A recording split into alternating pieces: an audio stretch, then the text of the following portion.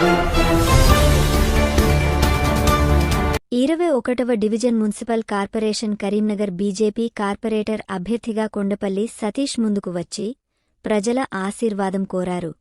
Division అభివృద్ధి, మెరుగైన రోడ్లు, స్మార్ట్ సిటీ నిధులు వంటి అంశాలతో పనిచేస్తానని తెలిపారు. తనను మీ బిడ్డగా భావించి ఓటు వేసి భారీ మెజార్టీతో గెలిపించాలని కోరారు.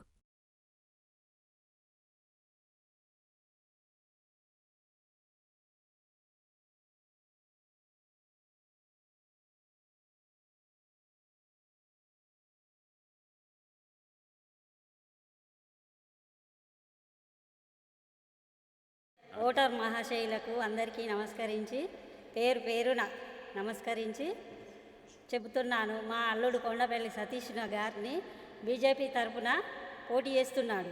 వారిని భారీ మెజారిటీతో గెలిపించగలరని కోరుతున్నాను.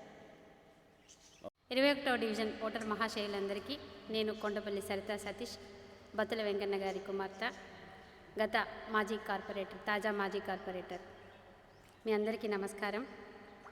పేరు పేరున మీ అందరికీ మరొక్కసారి నా భర్త కొండపల్లి సతీష్ బీజేపీ నుంచి 21వ డివిజన్లో పోటీ చేయడానికి మీ ముందుకు వస్తున్నారు. తప్పక మమ్మల్ని ఆశీర్వదించాలని మీ అందరినీ వేడుకుంటున్నాను. గతంలో చేసిన అభివృద్ధి మీ ముందుంది. ఇకపైన చేయాల్సిన పనులన్నీ భారం మాపైన ఉంది.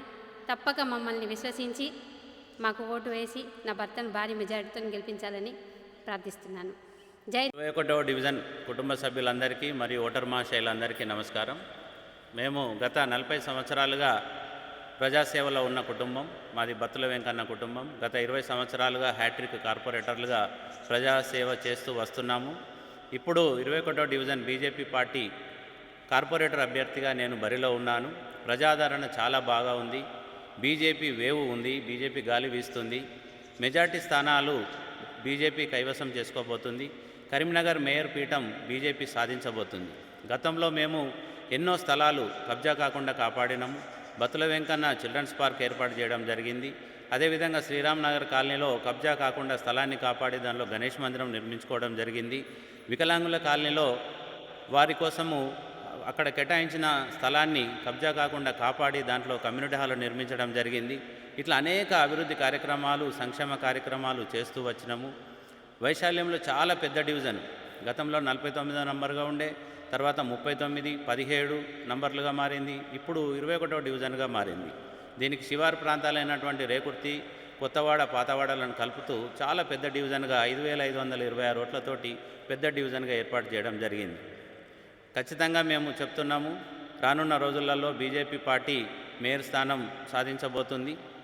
మరి డివిజన్ కార్పొరేటర్గా మేము బండి సంజయ్ అన్న గారి సహాయ సహకారాలతోటి, కేంద్ర నిధులతోటి, స్మార్ట్ సిటీ నిధులతోటి డివిజన్ను మరింత అభివృద్ధి చేయగలుగుతాము. మీ అందరికీ తెలిసిన విషయమే, రాష్ట్ర ఖజానా ఖాళీ అయిందని స్వయాన సీఎం గారే ₹1 లేదు, ఎవరు నమ్ముతలేరు, దొంగల్లాగా చూస్తున్నారు, నన్ను కోసిన రూపాయి లేదని చెప్తున్నాడు. మరి 2.5-3 సంవత్సరాలుగా తను అధికారంలో ఉండి కాంగ్రెస్ పార్టీ ₹1 కూడా నిధులు మన కరీంనగర్ నగరపాలక సంస్థకు మంజూరు చేయలేదు.